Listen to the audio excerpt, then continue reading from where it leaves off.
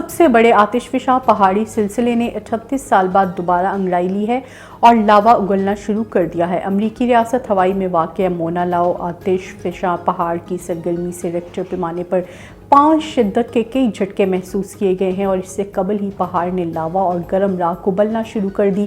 یہ 2 پہاڑوں پر مشتمل ہے، جن میں سے ایک مونا لوآو اور دوسرے کا مونا کی ہے۔ سائنسدانوں نے کہا ہے کہ اس وقت یہ پہاڑ غیر معمولی سرگرمی سے بھرا ہوا ہے۔ اگرچہ زلزلے کے اثرات پوری ریاست ہوائی میں محسوس کیے گئے، تاہم پہاڑ سے قربت والے علاقوں کے افراد شدید خوف کے عالم میں ہیں۔ تاہم زلزلے اور آفٹر شاک سے اب تک کسی بڑے جانی اور مالی نقصان کی خبریں نہیں ملی۔ ہوائی کے میئر مچ روٹ نے کہا ہے کہ پاہالا کے علاقے میں کچھ نقصان ضرور ہوا ہے، لیکن زیادہ گھبرانے کی ضرورت نہیں، کیونکہ آفٹر شاکس کا سلسلہ جاری رہ سکتا ہے۔ اسی پہاڑ کے پاس ایک تحقیقاتی صدرگاہ بھی قائم ہے، جہاں سائنسدان اس صورتحال پر غور کر رہے ہیں۔